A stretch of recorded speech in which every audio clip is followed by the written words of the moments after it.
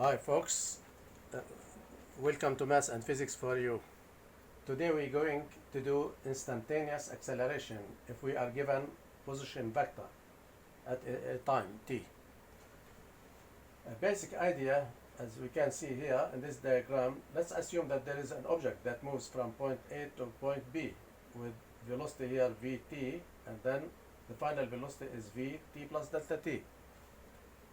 Now the average acceleration will be given by the difference in velocities divided by the change in time.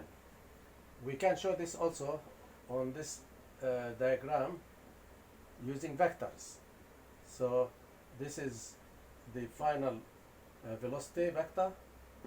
We translate it here and here, because we are subtracting, so we're changing the direction of v, because this becomes minus v t, as we can see here, and we add the two vectors together to give us, this is the resultant. This resultant is actually a, the acceleration multiplied by delta t. As we can see from here, from this formula, if you do the cross multiplication, then the change in velocity will be the average acceleration multiplied by change in time.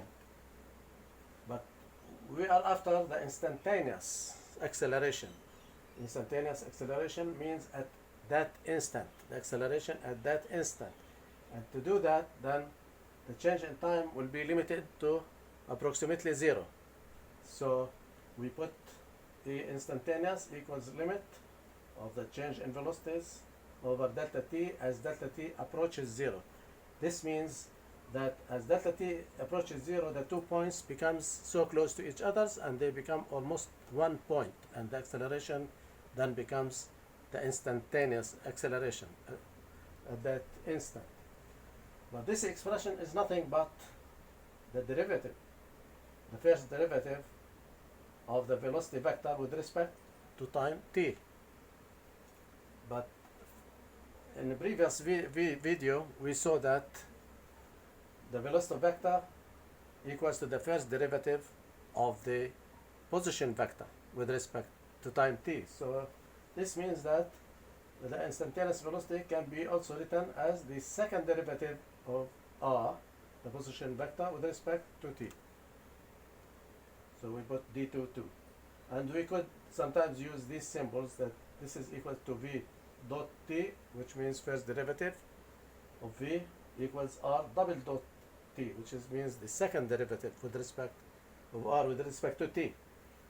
So here is the example. R is the position vector given, and t equals to 1 in this example. So to find the instantaneous acceleration, all what we have to do is apply the formula. So a equals second derivative of r with respect to t, and this equals to first derivative of v with respect to t. So v t, we start with v, the first derivative of r. This equals, from this equation here, we do the derivative. So it's the constant multiplied by the power. That gives you 2 times 3. T, we subtract 1 from the power, so that becomes t squared I plus the same thing here, 2 multiplied by 1, because like as if there is 1 here. So you have 2 subtract 1, so 2 minus 1 gives you t, j. And minus 1 here is a constant, so its derivative is 0, so it doesn't count in this case.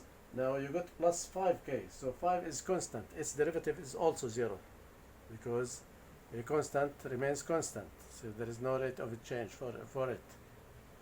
So there is no k factor, so we put 0 here. So by simplifying, we get vt equals to 60 squared I plus 2tj.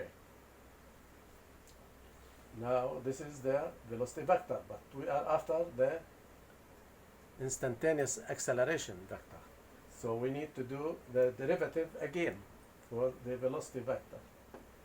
So we have dv dt equals to 6 times 2 the power t, because we subtract 1 from t squared, I plus 2j. There is only t here, so it becomes like 2 times 1. So this is the instantaneous acceleration. Simplifies 6 times 2, 12ti plus 2j. Now we want to find the instantaneous acceleration at time t equals 1 second. So all what we have to do is to sub the value t equals 1 in this equation. So a at t equals 1 equals 12 times 1i plus 2j. And that gives us instantaneous equals 12i plus 2j. So this is the expression for the instantaneous acceleration at time t equals 1. Thank you for watching. Please subscribe.